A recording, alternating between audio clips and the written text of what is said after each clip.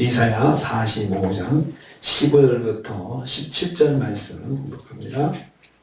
이사야 45장 15절부터 17절 말씀 같이 공독합니다. 구원자 이스라엘의 하나님이여 진실로 주는 숨어 계시는 하나님이시니이다. 우상을 만드는 자는 부끄러움을 당하며 욕을 받아 다 함께 수욕 중에 들어갈 것이로되 이스라엘은 여호와께 구원을 받아 영원한 구원을 얻으리니 너희가 영원히 부끄러움을 당하거나 욕을 받지 아니하리로다. 아멘. 아멘. 오늘 말씀은 이방인들이 택한 백성의 구원자이신 여호와의 구원 약속에 대해서 신앙 고백하는 것을 내용으로 하고 있습니다. 이방인들이 예루살렘으로 와가지고 고백을 하는 것입니다.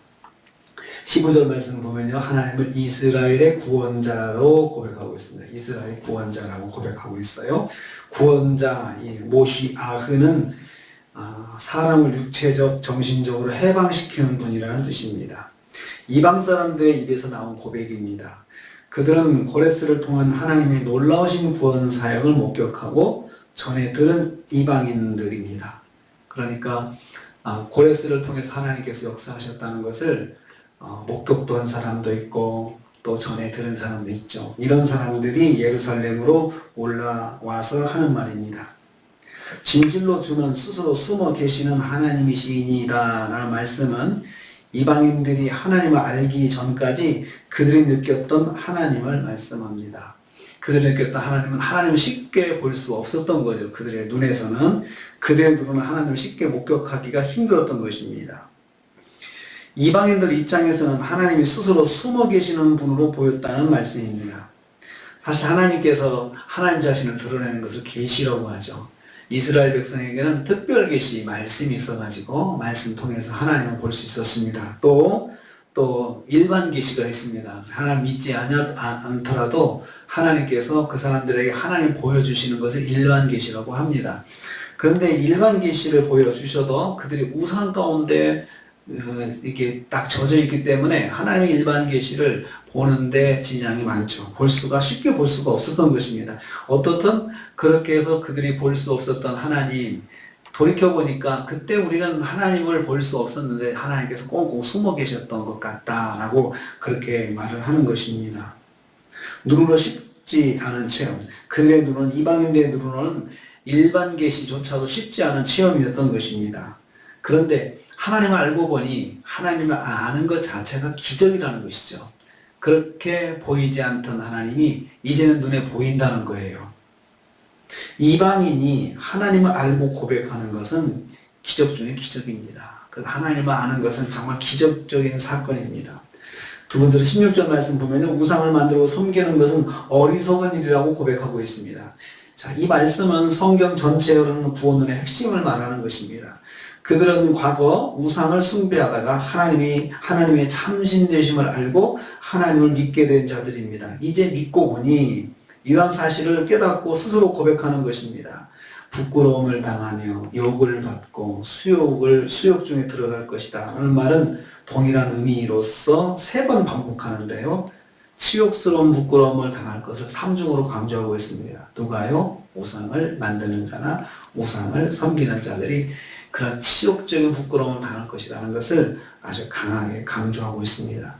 실로 헛된 우상을 만드는 자들은 하나님의 구원에 동참할 수 없으며 단 한 사람도 예외 없이 공의로우신 하나님의 심판을 받아서 멸망하고 크나큰 부끄러움에 헤어날 수 없는 수치를 당할 것을 강조하고 있습니다. 우상을 섬기는 자들은 하나님의 심판을 받는다는 사실, 이것은 영원 불변의 진리입니다. 그래서 하나님께서 우상 섬기는 자들을 참 싫어하십니다. 매우 싫어하십니다. 이스라엘 백성들에게도 악한 영향을 준 사람들이 우상을 섬기는 사람들이었습니다. 그래서 하나님을 섬기면서도 우상을 섬기는 그러한 죄를 하나님의 백성들이 행했던 것은 그들의 영향을 받아서 그랬던 것입니다. 그래서 우상을 만들고 섬기는 것은 정말 어리석은 것이다. 자기들이 섬겨봤잖아요. 그런데 이제 하나님 믿고 보니까 참 얼마나 우리가 어리석었던가 하고 그렇게 고백하고 있습니다. 17절 말씀 보면 이스라엘은 하나님의 은혜로 영원한 구원을 얻게 될 것을 말씀합니다. 여기서 이스라엘은 혈통적 의미의 이스라엘이 한정되지 않고 예수 그리스도의 구속사역을 통해서 영적 이스라엘에 대한 모든 그리스도인들을 포함하는 표현입니다. 앞으로 하나님을 믿을 그 그리스도를 통해서 예수님을 통해서 하나님을 믿을 모든 그리스도인들을 이스라엘이다, 영적 이스라엘이다 이렇게 표현을 하고 있습니다.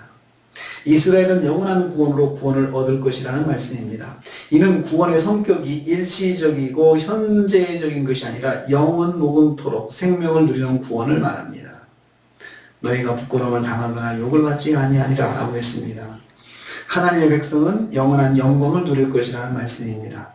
예수님도 그렇게 말씀하셨습니다. 마태복음 25장 46절에 악인은 영벌에 의인은 영생에 들어갈 것이라고 말씀하셨습니다. 영벌과 영생, 영생과 영벌은 성경에 강조하는 핵심 진리입니다. 성도 모두가 지향해야 할 삶의 중요한 지표는 영생입니다. 영생입니다. 그래서 성도는 하나님의 은혜로 영원한 영광을 누리게 될 것을 여기서 말씀하고 있습니다. 이 말을 예루살렘으로 들어온 이방인들의 입에서 고백하는 것입니다. 자기들이 이 구원을 받고 보니 정말 이스라엘이야말로 하나님께 영원한 상을 받는, 영광스러운 상을 받는 아주 귀한 존재라고 하는 것을 그들이 깨닫고 거기서 그렇게 고백하고 있습니다. 이러한 것들을 이제 세상 만민들이 주께 돌아와서 하나님을 찬양하며 영광 돌릴 것을 이것을 예표하는 것입니다. 그래서 신약 시대에 신약의 그 오순절 성령 강림 이후로 그렇게 만민들이 주께 돌아와서 주님을 믿고 주님을 찬양하고 구원의 은혜를 입는 이러한 것들을 우리는 여기서 예상해 볼 수 있고 이걸 통해서 성경이 미리 말씀을 해주고 있습니다. 이스라엘은 영원한 구원을 얻게 하신다. 이 말씀 오늘의 주제가 되는 말씀입니다. 하나님께서 이스라엘 백성들은 결국 하나님의 택한 백성들은 영원한 구원을 얻게 하시고 영생을 얻게 하신다라는 것을 여기서 그들이 깨달은 것을 고백하고 있습니다. 얼마나 귀한 것인지, 그것이 얼마나 귀한 것인지 그들이 고백하고 있습니다. 그렇습니다. 하나님을 찬양하는 사람들은 하나님의 택한 백성들만 찬양하는 것이 아니고 늦게 하나님을 알고 전에는 우상을 섬겼던 사람들도 하나님을 믿고 하나님 앞에 나와서 하나님을 찬양하는 자들이 된다. 기적 같은 사건들이 구원의 역사에서 늘 있는 일입니다.